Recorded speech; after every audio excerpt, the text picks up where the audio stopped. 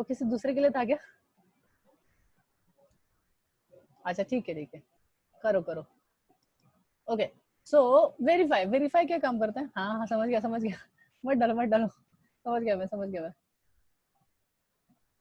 आवाज नहीं आ रही?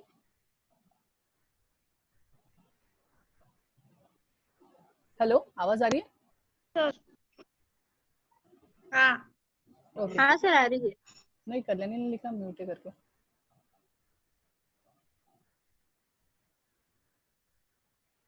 ओके, तो वेरीफाई क्या काम करता है? वेरीफाई काम करता है, आपने जो भी कोड लिखा है वो जब कंपाइल होता है तो उसको वो बाइट कोड में कन्वर्ट होता है, और बाइट कोड में अगर कुछ प्रॉब्लम आ रही है तो वेरीफायर वेरीफाई करता है, मतलब उसको कोई भी एरर आए हैं तो उनको वेरीफाई करेगा। बिकॉज अगर आपने तो सही लिखा था, पर क्या हुआ कंपाइल करने के वक्त कुछ मालवेयर्स वगैरह रहेंगे, या फिर एरर्स आपके इसमें अगर कोई वायरस है तो वायरस ने अगर उस फाइल को खा लिया ना, तो वो खाएगा तो क्या करेगा, वो जो कोड है उनको चेंज करेगा। तो चेंज हुए वाले कोड को आपने तो सही लिखा था, पर वो क्या होगा आउटपुट पे, फिर वो कुछ भी आउटपुट दे देगा, तो वो चीज नहीं होना चाहिए, इसलिए उन्होंने वेरीफायर रखा है। तो वेरीफाई क्या करता है? वेरीफाई उन कोड्स को चेक करता है कि आपने जो लिखे हुए कोड है कंपाइल्ड होकर वो प्रॉपरली वैसे ही जनरेट हुए हैं या कुछ प्रॉब्लम हुआ है। अगर उसको कुछ प्रॉब्लम दिखता है तो वो किसको देता है? रिजॉल्व करने के लिए। किसको देता है? रिजॉल्व। अगर प्रॉब्लम है तो ओके, अगर प्रॉब्लम है तो वो रिजॉल्व करने के लिए देगा। सॉरी चाय पी रहा मैं। प्रॉब्लम होगा तो वो किसको देगा? रिजॉल्व करने के लिए। फिर रिजॉल्व क्या करेगा? उन जो एरर कोड से उनको हटा के एक्चुअल कोड को डाल देगा। डालने के बाद अगर वो प्रॉपर कोड है तो वो फिर उसको किसको दिया जाएगा? प्रिपेयर्ड को। ठीक है, प्रिपेयर क्या करेगा? सारे वेरिएबल्स वगैरह क्रिएट करेगा इन मेमोरीज में। ठीक है, अभी तक मेमोरी की बात नहीं की, पर जितने भी वेरिएबल्स है स्टैटिक टाइप के वेरिएबल्स, वो स्टैटिक टाइप के वेरिएबल ना यहाँ पे क्रिएट होंगे। किसमें? Various memory area. वो कहाँ क्रिएट होगा अभी मैं बता नहीं रहा हूँ, पर ये मेमोरी एरिया में क्रिएट होगा उसका वेरिएबल, जितने भी आप वेरिएबल्स बनाओगे।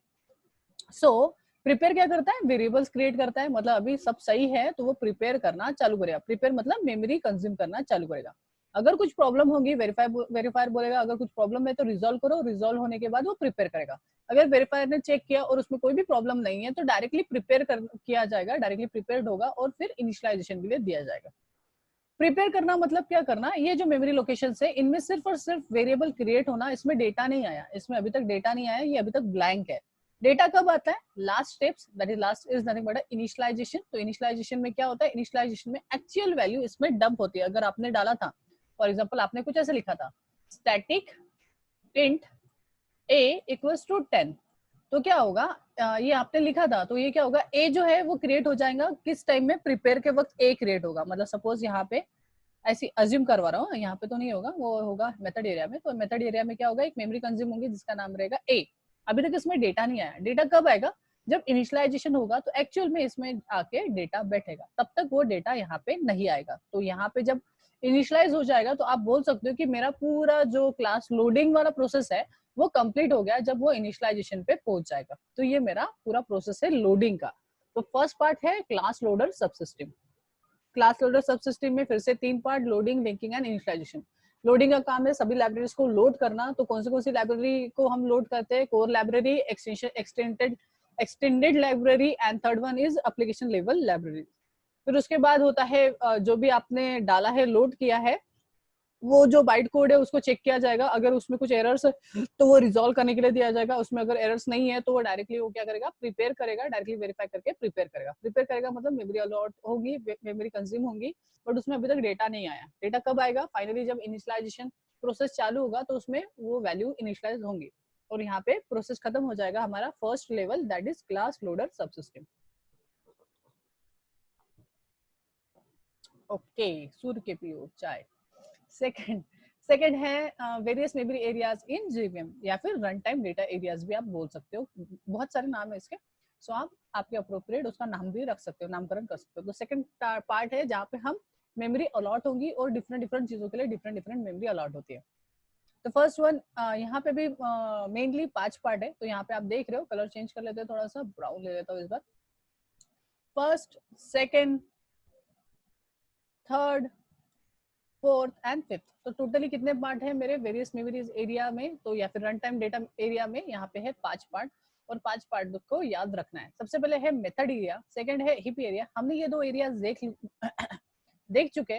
मेथड एरिया यूज होता है एक्चुअली स्टैटिक मेमोरी, मैंने बताया था ना, स्टैटिक वेरिएबल को जो जगह मिलती है वो मेथड एरिया में मिलती है, और क्लास लेवल जितने भी वेरिएबल्स आप बनाते हो उन सारे चीजों को, मतलब class level data and static variables को जगह मिलते हैं मेथड एरिया में। सेकेंड है हीप एरिया। अब हीप एरिया का भी पता है आपको, हीप एरिया में जगह मिलती है ऑब्जेक्ट्स को। आप जो भी ऑब्जेक्ट बनाते हो S1 S2 E1 E2, तो उन सभी को मिलती है हीप एरिया में जगह। तो that is nothing but a heap area. तो first one is method area, second one is heap area. आगे पीछे कहीं पे भी लिख सकते हो, ठीक है, चलेगा। पहले हीप लिख दिया, बाद में मेथड लिख दिया, चलेगा, कोई प्रॉब्लम नहीं है। So method area, heap area, then third one is your stack area, and fourth one is your PC registers, and fifth one is your native method stack. Okay, so हम हर एक इसका हम एक्सप्लेनेशन करेंगे। तो पहला वाला तो हमें पता है, तो ये दो तो आपको कुछ प्रॉब्लम नहीं है। पहला है मेथड एरिया। तो मेथड एरिया का काम है यहाँ पे class level data and static variables लेंगे। तो यहाँ पे मैं लिख लेता हूँ class level data and static variable, क्योंकि ये शेयर्ड मेमोरी, ठीक है, शेयर्ड मतलब ये दोनों चीजें रह पा रही है ना, तो इसलिए ये शेयर्ड मेमोरी है। सेकंड है हीप एरिया। तो हीप एरिया का काम है, अरे यार मेरा, हीप एरिया का काम है ऑब्जेक्ट लेवल डेटा, मतलब ऑब्जेक्ट लेवल डेटा रखने का काम करेगा हीप एरिया। जितने भी आप ऑब्जेक्ट बनाओगे उनको जो मेमोरी मिलती है वो किस में मिलती है, हीप एरिया में ही मिलती है।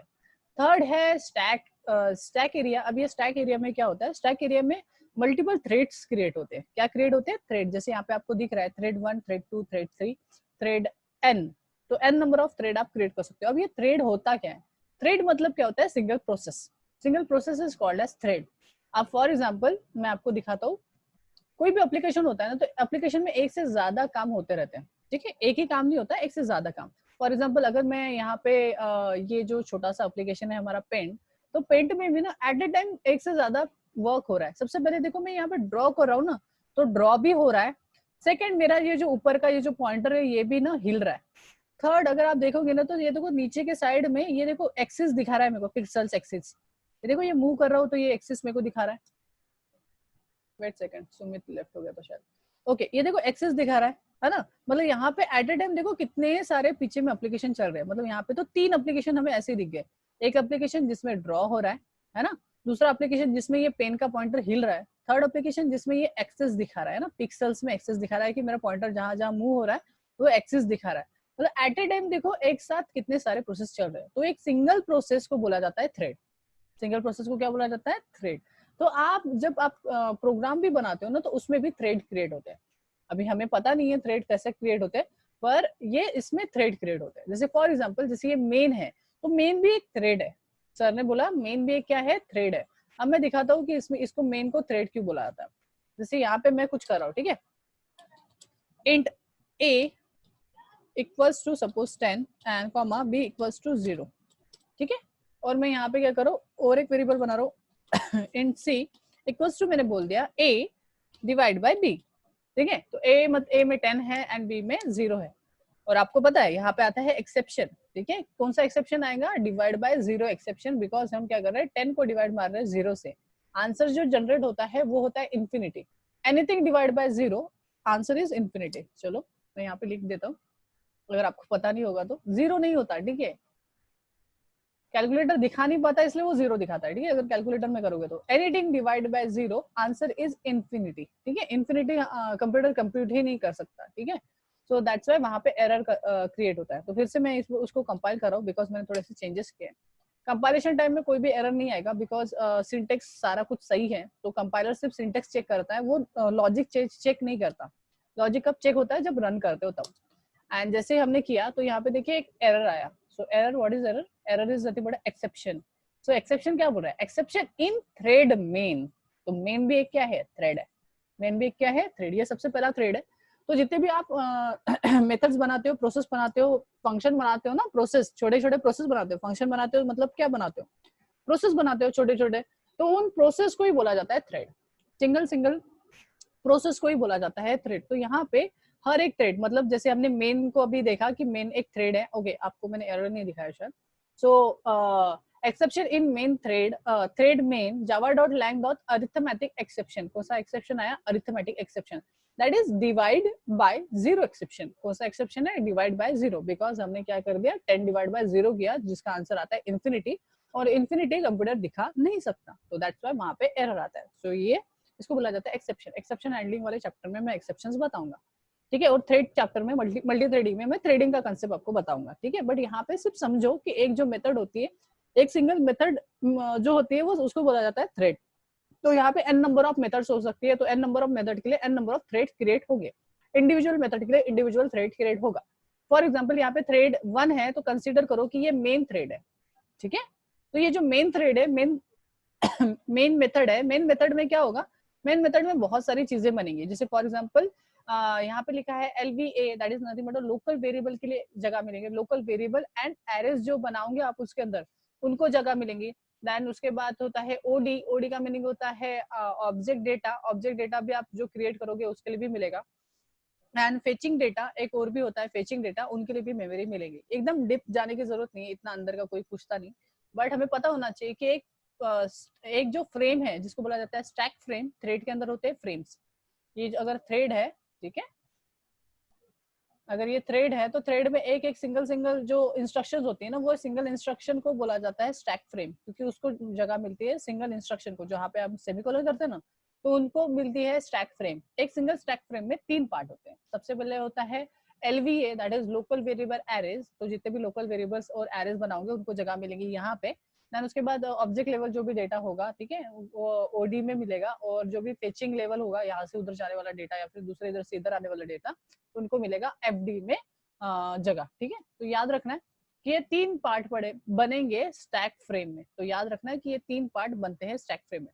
तो थ्रेड्स में होते हैं मल्टीपल स्टैक्स, कितने भी स्टैक्स रहेंगे। और ये स्टैक क्यों होता है, क्योंकि आपको पता है स्टैक मतलब क्या है। स्टैक मतलब सिंपल, जैसे आपने किसका एग्जांपल दूं, ब्रेड, ब्रेड का अगर मैं एग्जांपल दूं, तो ब्रेड, अगर ब्रेड का जो होता है ना पैकेट, उसमें सबसे ऊपर जो रखा है ब्रेड का स्लाइस, वो सबसे पहले बाहर निकलेगा, ठीक है, तो इसको बोला जाता है स्टैक।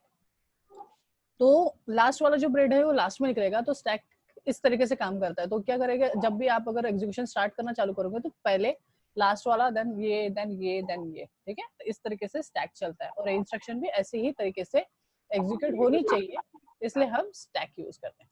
ओके, तो याद रखना है कि जो स्टैक एरिया है, स्टैक एरिया में थ्रेड्स क्रिएट होते हैं, थ्रेड 1 से लेकर thread n number of thread create कर सकते हो उसमें। एंड सभी थ्रेड्स में सिंगल इंस्ट्रक्शन जो होती है वो सेव होती है स्टैक फ्रेम में। वो स्टैक फ्रेम 3 हिस्सों में डिवाइड होते हैं, LVA, OD एंड FD में, ठीक है। तो ये याद रखना है। तो ये हो गया स्टैक एरिया। स्टैक एरिया काम करता है थ्रेड के लिए, ठीक है, थ्रेडिंग के लिए, इंडिविजुअल मेथड्स के लिए, इंडिविजुअल प्रोसेस के लिए एक एक थ्रेड क्रिएट होता है, ठीक है। ओके, उसके बाद जो है वो है पीसी रजिस्टर। अब पीसी रजिस्टर क्या काम करता है, पीसी रजिस्टर जब भी आपका एक स्टैक स्टार्ट होता है, एक स्टैक फ्रेम स्टार्ट होता है, मतलब ये, तो ये क्या होता है, इनको रहती है मेमोरीज, ठीक है। जैसे इसका 11023F, ठीक है। तो ये जो है, ये है एड्रेस। सपोज ये इसको एग्जीक्यूट करना चालू कर रहा है, तो वो क्या करता है, उसके बाद वाला जो मेमोरी है ना, उसको होल्ड करके रखता है। बिकॉज अगर वो सब रूटीन प्रोग्राम पे जा रहा है कोई दूसरे इधर, मतलब इस थ्रेड से वो दूसरे थ्रेड को एग्जीक्यूट करना चालू कर रहा है। जैसे ये मेन मेथड था, मेन मेथड से उसने कोई माय फंक्शन को कॉल किया, तो माय फंक्शन भी एक क्या है, थ्रेड है। वो थ्रेड जब एग्जीक्यूट करना स्टार्ट होगा तो उसका वो स्टैक काउंट करना, एग्जीक्यूट करना चालू करेगा। पर क्या है, ये थ्रेड खत्म होने के बाद उसको वापस इस थ्रेड पे वापस आना है, तो इसका एड्रेस होल्ड करके रखना पड़ेगा उसको कि उसने कहाँ लास्ट में छोड़ा था। जैसे यहाँ से वो इधर मूव ऑन हो गया, तो इसका जो एड्रेस है, ये एड्रेस को होल्ड करके रखना पड़ेगा। तो होल्ड करने का काम करते हैं PC register. What is PC register? Program counters. अगर आपने कोई भी माइक्रो कंट्रोलर पढ़ा है तो आपको पता है प्रोग्राम काउंटर्स होते हैं। तो प्रोग्राम काउंटर का काम क्या है, वो एड्रेस होल्ड करके रखते हैं प्रीवियस वाला, मतलब जो भी एग्जीक्यूशन, करंट एग्जीक्यूशन चल रहा है, उसका जो एड्रेस होल्ड करने का काम होता है वो होता है पीसी रजिस्टर का। पीसी रजिस्टर का काम है एड्रेसेस होल्ड करके रखना, जहां से एग्जीक्यूशन नेक्स्ट टाइम स्टार्ट करना है। तो अगर वो 11012 का एग्जीक्यूशन कर रहा है, ये स्टैक का एग्जीक्यूशन कर रहा है, तो पीसी रजिस्टर में +1 रहता है, ठीक है। वो आगे का एड्रेस होल्ड करके रखता है, बिकॉज सेकंड जो एग्जीक्यूशन स्टार्ट होगा 10123, अगर यहाँ से वो कोई सब रूटीन प्रोग्राम पे चला गया, मतलब कोई फंक्शन एग्जीक्यूट करने चला गया, तो नेक्स्ट टाइम रिटर्न आएगा ना, तो वो क्या करेगा, यहाँ से एग्जीक्यूट करना चालू करना चाहिए। इसलिए हम रखते हैं पीसी रजिस्टर, प्रोग्राम काउंटर्स। अब प्रोग्राम काउंटर भी हर एक थ्रेड के लिए इंडिविजुअल प्रोग्राम काउंटर होते हैं, बिकॉज सभी जन का क्या होगा, एड्रेस होल्ड करने के लिए एक पीसी रजिस्टर लगेगा। तो जितने थ्रेड उतने पीसी रजिस्टर क्रिएट होते हैं। So PC register is nothing but holding the current execution address of your stack. Stack का करंट एड्रेस को होल्ड करने के लिए वो यहाँ पे होता है। सेकंड यहाँ से ये है पीसी रजिस्टर। पीसी रजिस्टर की अगर बात में लास्ट जो एरिया है मेमोरी एरिया, तो वो है that is nothing but a native method stack. Native method stack का काम है यहाँ पे, ये सारा तो चीज हो गया हमारे एक्चुअल। अब ये जो है नेटिव मेथड स्टैक यूज होता है नेटिव लाइब्रेरीज को होल्ड करने के लिए। तो ये नेटिव मेथड स्टैक मतलब क्या, जैसे हमारे पास ना बहुत सारे सीपीयू है, जैसे आपको बात करूँ तो इंटेल का है, ठीक है, इंटेल का है, आईबीएम का है, क्या एएमडी का है, और भी है, कहते बहुत सारे हैं प्रोसेसर्स, ठीक है। तो ये सारे जो प्रोसेसर है ना, इनके नेटिव मेथड्स होते हैं। अब ये नेटिव मेथड पे तो होल्ड करना पड़ेगा, कहीं ना कहीं पे तो हमें प्रोग्राम में होल्ड करना पड़ेगा। तो उस मेथड्स के जो डेटा को होल्ड करने का काम जो है वो नेटिव मेथड स्टैक होल्ड करता है। मतलब कोर प्रोसेसर जो है, हमारे प्रोसेसर का जितने भी मेथड्स वगैरह है, इनको सेव करने के लिए भी तो जगह लगेगी, तो उनके लिए जगह जहां मिलती है उसको बोला जाता है नेटिव मेथड स्टैक। अब ये था पूरा मेरा प्रोसेस किसका, हमारे वेरियस मेमोरी एरिया का। तो ये इसको थोड़ा सा मैं डिलीट करता हूँ बिकॉज मेरे को नेक्स्ट वाले के लिए जगह चाहिए। तो ये था मेरा नेटिव मेथड स्टैक एंड मेरा वेरियस मेमोरी एरिया इन जेवीएम। तो टोटली 5 हिस्से है। फर्स्ट हिस्सा मेथड एरिया, सेकंड हिस्सा हिप एरिया, थर्ड हिस्सा स्टैक एरिया, फोर्थ हिस्सा पीसी रजिस्टर एंड फिफ्थ हिस्सा नेटिव मेथड स्टैक। उसके बाद लास्ट जो है, लास्ट जो पार्ट है, अब यहाँ पे सभी इधर देखिए एरोज जो है वो ऊपर नीचे है, हाँ, मतलब डेटा जाएगा भी और डेटा आएगा भी, मतलब लोड भी होगा और गेट करना है तो गेट भी करेगा, बिकॉज मेमोरी में वो डेटा रखेगा भी और मेमोरी से डेटा गेट भी कर सकता है। तो एरिया में याद रखना कि वेरियस मेमोरी एरिया में डेटा डाल भी सकते हैं और निकाल भी सकते हैं।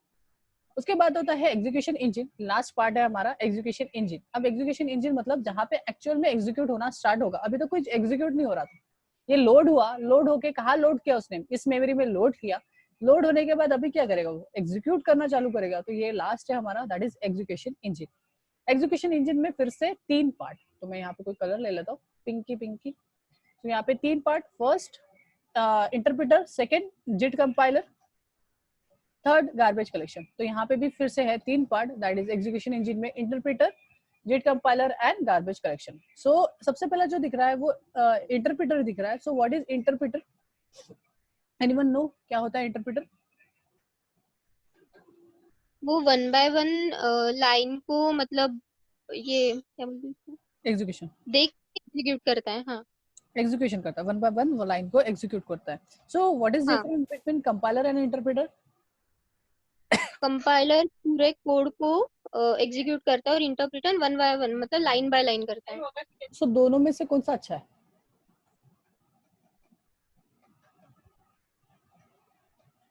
सही है, कंपाइलर, क्योंकि वो एक इसमें हो जाता है ना, मतलब फास्ट। कंपाइलर अच्छा है।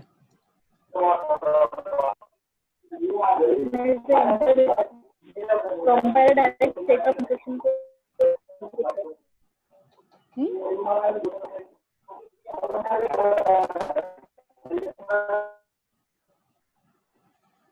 कंपाइलर अच्छा है,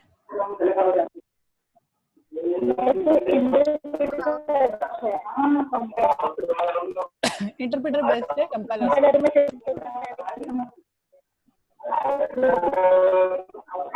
ओके, चलो मैं डिफरेंस बताता हूँ। ओके, आपका म्यूट कर देता हूँ, बैकग्राउंड नॉइज बहुत है। ओके, सो यहाँ पे 2 चीजें, एक होता है कंपाइलर और एक होता है इंटरप्रेटर। तो मैं दोनों के लिए, अरे यार मेरा, तो यहाँ पे है कंपाइलर। तो यहाँ पे ना मैं कंपाइलर और इंटरप्रेटर को समझाने के लिए, अरे पिंकी पिंकी ब्राउन, ठीक है, कंपाइलर और इंटरप्रेटर को समझाने के लिए मैं यहाँ पे 2 पर्सन को खड़ा कर रहा हूँ, person A and person B.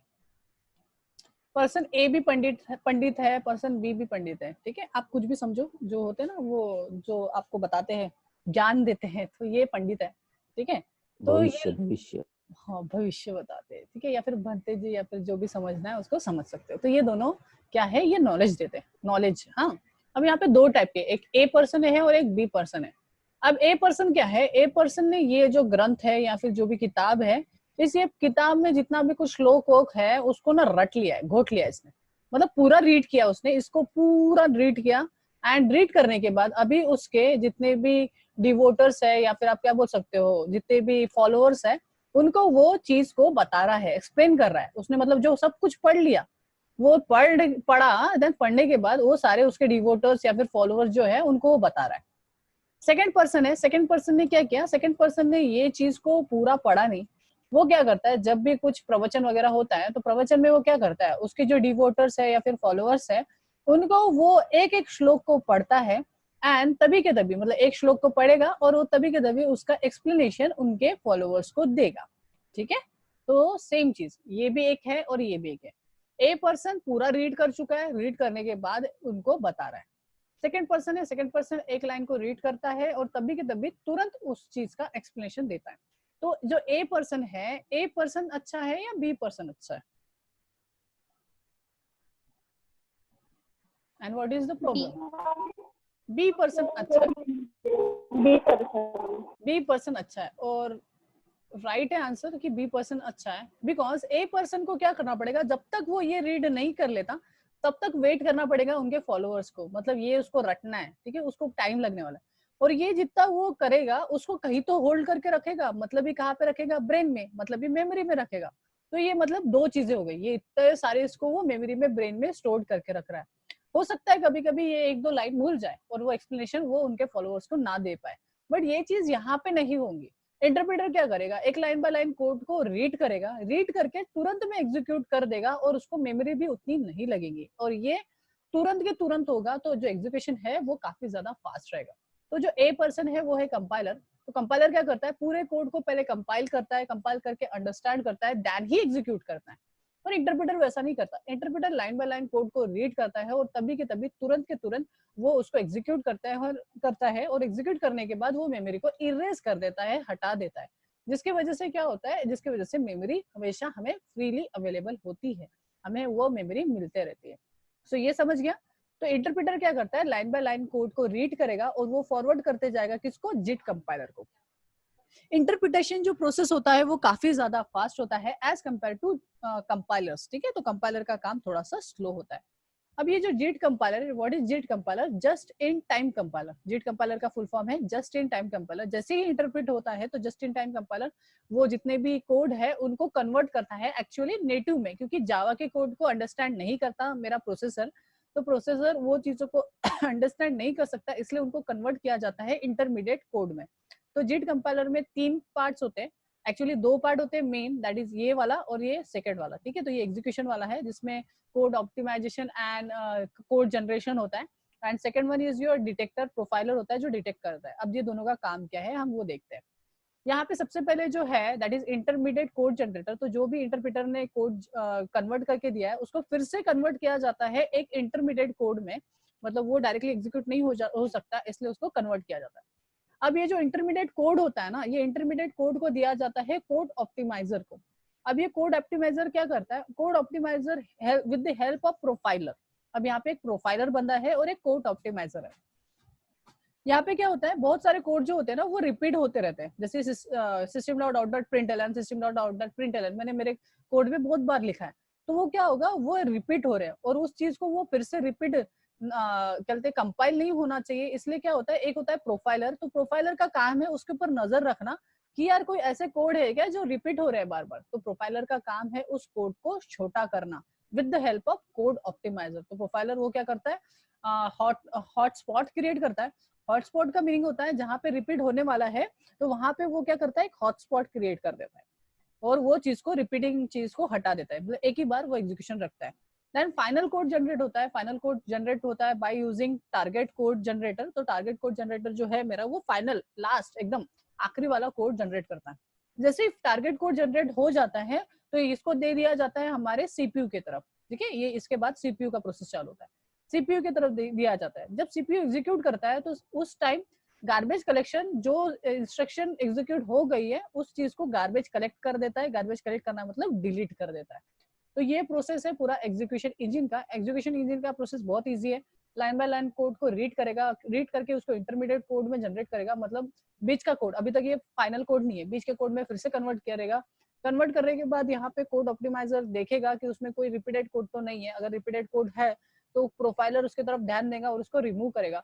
Remove करने के बाद फाइनली टारगेट कोड जनरेट करेगा और वो उसको दे देगा हमारे सीपीयू के तरफ और सीपीयू फिर उसको एग्जीक्यूट करेगा। जब सीपीयू एग्जीक्यूट करता है तो उस टाइम गार्बेज कलेक्टर क्या करेगा, वो जो एग्जीक्यूशन हो चुके हैं कोड उनको वो गार्बेज कलेक्ट करेगा, मतलब डिलीट करेगा, मेमोरी इरेज करेगा, मेमोरी फ्री करेगा। अब ये जो कोड है टारगेट कोड, वो टारगेट कोड डायरेक्टली सीपीयू के ऊपर रन नहीं होता, तो उस टाइम हमें लगती है native method interface, that is JNI, that is Java native interface. तो ये क्या करता है, जावा की जो नेटिव लाइब्रेरीज है उनके with the help of that libraries ये टारगेट कोड जो है वो रन होता है आपके सीपीयू में। तो इसके नीचे ये जो है ना नेटिव मेथड स्टैक, इसके नीचे ही होता है सीपीयू, ठीक है, सीपीयू को एक्चुअल में जाता है। तो ये नेटिव मेथड स्टैक JNI और विद नेटिव मेथड जो भी लाइब्रेरीज आपने यहाँ पे लोड करके रखा था ना सेव करके नेटिव मेथड स्टैक में, ये दोनों मेथड को देखते हुए एक्चुअल में सीपीयू लास्ट में उसको एग्जीक्यूशन करना स्टार्ट करता है। तो मतलब इसके नीचे होता है सीपीयू और सीपीयू फिर उस चीज को एग्जीक्यूट करता है, समझता है। नेटिव मेथड जो सीपीयू की खुद की मेथड से उसको और इसको कंपेयर करके फिर वो एग्जीक्यूशन करना स्टार्ट करता है। वो तो एकदम बेसिक वाला, एकदम नीचे वाला लेवल है, पर ये चीज अपने को याद रखना है, दैट इज एग्जीक्यूशन इंजन। यहाँ पे क्वेश्चन पूछा जाता है, what is use of JIT compiler, what is use of profiler, what is code optimiser, what is target code generator, what is interpreter, ये क्वेश्चन पूछे जाते हैं। तो interpreter it is nothing but interpret the code in intermediate code, and intermediate code generator फिर से उस code को फिर से एक इंटरमीडिएट कोड में जनरेट करता है। कोड ऑप्टिमाइजर उस कोड को छोटा करने का काम करता है with the help of profiler, and profiler का काम है हॉटस्पॉट क्रिएट करना, जहाँ पे भी डुप्लीकेट कोड दिखेगा तो वहां पे वो हॉटस्पॉट क्रिएट करेगा। टारगेट कोड जनरेटर वो हॉटस्पॉट को हटा के वो कोड को छोटा करके एक्चुअल कोड को जनरेट करेगा, that is target code generator, जो एग्जीक्यूट होने वाला है हमारे सीपीयू में। जब टारगेट कोड जनरेट हो जाएगा, सीपीयू एग्जीक्यूट करना स्टार्ट करेगा, तब गार्बेज कलेक्टर वो जो एग्जीक्यूट हो गया है जो कोड, उस कोड को वो रिमूव करेगा मेमोरी से और मेमोरी को इरेज करेगा, फ्री करेगा नेक्स्ट वाले कोड के लिए।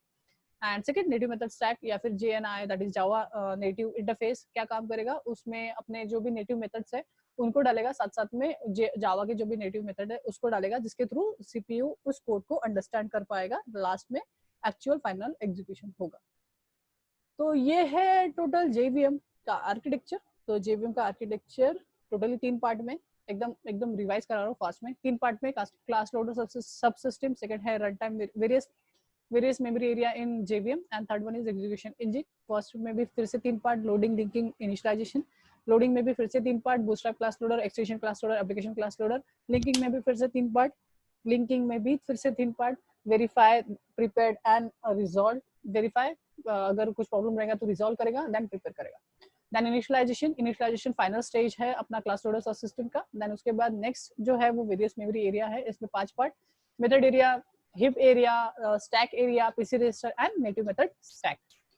मेथड एरिया में आपका क्लास लेवल का डेटा सेव होता है एंड स्टैटिक वेरिएबल सेव होते हैं। हिप एरिया में आपके ऑब्जेक्ट्स सेव होते हैं, जब भी आप ऑब्जेक्ट बनाते हो न्यू कीवर्ड से तो हिप एरिया में उसको जगह मिलती है। जब भी आप मेथड्स बनाते हो, प्रोसेस बनाते हो इंडिविजुअल, तो उनके लिए एक एक सिंगल थ्रेड क्रिएट होता है, और जो कि थ्रेड क्रिएट होता है स्टैक एरिया में, और स्टैक जो थ्रेड होते हैं, थ्रेड में इंडिविजुअल इंस्ट्रक्शंस के लिए एक पर्टिकुलर स्टैक फ्रेम बनता है। स्टैक फ्रेम के अंदर फिर से 3 पार्ट होते हैं, LAV, OD and FD। LAV is local variable arrays, जितने भी लोकल वेरिएबल और एरे होते हैं वो उनके लिए जगह मिलती है। सेकंड, ऑब्जेक्ट लेवल डेटा जो होता है उनके लिए भी, और फेचिंग डेटा जो होता है उनके लिए भी जगह मिलती है। देन उसके बाद इनके जो इंस्ट्रक्शंस है, कहाँ से एग्जीक्यूशन चल रहा है, वो होल्ड करने के लिए पीसी रजिस्टर का यूज किया जाता है। और last is native method area, जहाँ पे अपनी कोर लाइब्रेरी जो होती है, जो कि सीपीयू की होती है, वो मेथड एरियाज को रखने के लिए नेटिव मेथड स्टैक होता है। उसके बाद लास्ट है एग्जीक्यूशन इंजन। एग्जीक्यूशन इंजन में फिर से 3 part, interpreter, JIT compiler and garbage collector. Interpreter का काम है 1 बाय 1 लाइन ऑफ कोड को एग्जीक्यूट करना। सेकंड, उसको जो भी एग्जीक्यूट किया उस कोड को इंटरमीडिएट कोड में कन्वर्ट करने का काम जिट कंपाइलर का है। And what is JIT compiler? Just in time compiler, जो एक 1 बाय 1 लाइन जो देता है इंटरप्रेटर, उसको वो कंपाइल कर रहा है। कंपाइल करना मतलब इंटरमीडिएट कोड में फिर से जनरेट करना। देन जो इंटरमीडिएट कोड है वो भी रिपीटेड होते हैं, तो रिपीटेड कोड में से एक्चुअल कोड को निकालने के लिए वो यूज किया जाता है कोड ऑप्टिमाइजर। कोड ऑप्टिमाइजर के हेल्प लेता है प्रोफाइलर का, जो प्रोफाइलर देखते रहता है हॉटस्पॉट। हॉटस्पॉट का मीनिंग होता है repeated codes, and repeated code अगर उसको दिखते हैं तो कोड ऑप्टिमाइजर उनको डिलीट करता है। और फाइनल कोड जनरेट होता है, तो टारगेट कोड जनरेटर उस फाइनल कोड को जनरेट करता है एक्चुअल में, एंड देन वो उसको दिया जाता है हमारे native method interface, that is nothing but Java native interface को। एंड फाइनल फिर फर्दर वो सीपीयू पे एग्जीक्यूट होता है।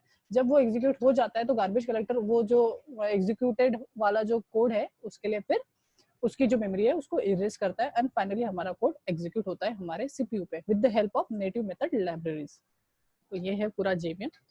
ये आज तो नहीं, क्योंकि आज तो ताजा ताजा है, तो ताजे ताजे में याद रहता, पर कल मैं पूछूंगा। इसका मैं एक लिंक आपको व्हाट्सएप कर रहा हूँ, तो उसमें एक्सप्लेनेशन है, उसको रीड करना। अगर आपको वो समझे नहीं थ्योरी तो मेरे को पूछना, कोई भी एक चीज अगर समझी नहीं तो, ठीक है। ये सेम चीज है जो मैंने पढ़ाया, मैंने हिंदी में पढ़ाया, वो इंग्लिश में लिखा है।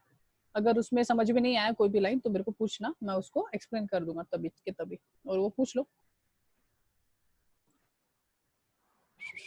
मैं ये भेज रहा हूँ, ठीक है। ये इसमें वही चीज है, बस इंग्लिश में, तो रीड आउट करो। एंड अगर कुछ प्रॉब्लम है एंड किसको आवाज सुनाई वगैरह नहीं आएंगी तो मैं ये अभी डाल देता हूँ वीडियो, उसको एक बार फिर से पढ़ लेना, ठीक है। तो ये था हमारा जेवीएम, इसके ऊपर होते हैं इंटरव्यू क्वेश्चंस।